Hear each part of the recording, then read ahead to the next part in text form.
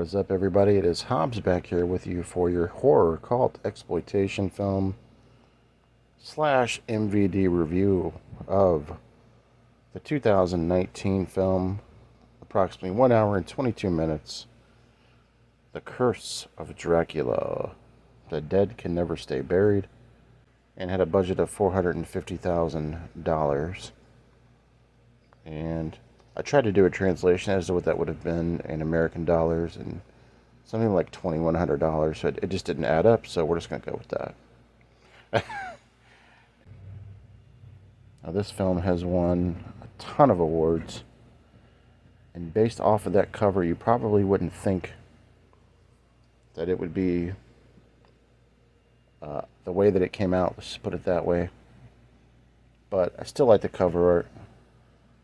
So, The Curse of Dracula, it focuses on a group of guys that are kind of down on their luck a little bit, and one of them he overlooks this museum, and this museum is really kind of closed down, but it's supposed to be a museum, almost like a castle, where the cousin of Dracula used to stay at. Now, they didn't give a name to the cousin of Dracula here, but they did give him like a ranking. So he was like a baron.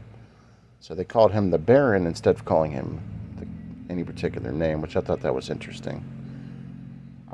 Also, so what happens is they go to this bar and they're talking about things. The one guy's really down on his luck. And he's like, I need to make some money. So I was wondering if, you could let us in there and we could run some fake tours in that building, pretending to be like I know what I'm doing, and we can kind of scam people out of their money, making them think that it's haunted or whatnot. And they're at this bar just cutting up, doing what people do, and they decide, you know what? Yes, it's perfectly fine. Let's do it.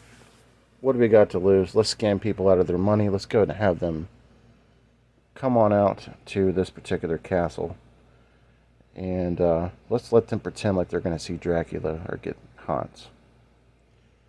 So they arrange this tour, and there's a whole group of people there. There's about 15 of them. And you have different groups of people. You have some people that look like they're goth, metalheads. You've got two rich older people that could have a care in the world. They're just there because they got nothing better to do, but they're rich, so why not? And then you have some other people there that are kind of just hanging out. And things start to go a little bit south as the tour starts to happen. And people start to get picked off one by one in a very, very brutal fashion. And I'm not talking about the standard Dracula fashion. Not even as deep as John Carpenter's vampires. I'm talking brutal fashion. Just look at the thumbnail if you want to see what I'm talking about. So people are being brutally murdered, being picked off. Becomes almost like a slasher at one point. There's even an impalement, which I was like, that is so good, because it was a kind of a nod to Vlad the Impaler, And as they're trying to get through this, they finally realize that they're being picked off, and they got to find a way to get out of there. And there's just different groups of people that come together. Some try to fight each other. You know how it goes. They're just not getting along. But people just start getting brutally hacked up. And like I said, this is over the top killing here with this. And I'm not talking just extreme horror. I'm talking about really shot well, violent kills. And if you've ever seen a movie where someone uses kind of like a metal detector, but it's got a blade on the end of it, and it shoots out those blades, think about that type of stuff. And so basically it's a survival at that point. They get the people that are there for the tour have to survive. And they start to blame the guy that staged all this because it's a scam. He finally admits to them, hey, this is a scam. I don't know what the hell's going on. So he's fighting for his life as well. And basically at this point, it's just a free-for-all. And I don't want to give out anything about the killer or killers or killed anybody that's been killed in this particular film, because I don't want to spoil it. But it is brutal, and it is so damn good. It really is. It's actually got a lot of dark humor in it as well. One thing I want to say is there's an old couple in this that are there for the tour, and even though all of this stuff is going down in this castle, they find a way to get obliterated, drunk, and they do a little bit of cocaine, and they pass out during all of this. And I thought that was just absolutely hysterical because they really, nothing, nothing came out of it for them. They're just like, okay, I'm having a good time. They have no idea that all these killings are going on and this brutality. And then a very climactic but unbelievable ending. Just really, really good. I cannot recommend this movie enough. Like I said, it's definitely what you see in this cover art is really not what you see.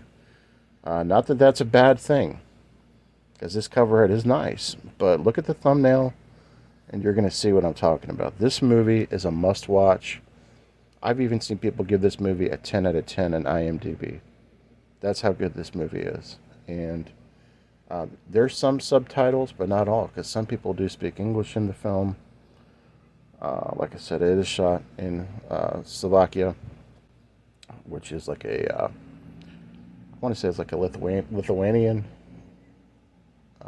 People from Lithuania are in this as well. I'm not entirely sure. I'm not really good with that type of stuff, but highly, highly recommended. Do yourself a favor and get this film. Bypass what you see in the cover art. Even though this is still solid, I still would have watched this based on the cover art. But this movie is not one you want to slip on. If you have seen this, let me know, because this was damn good.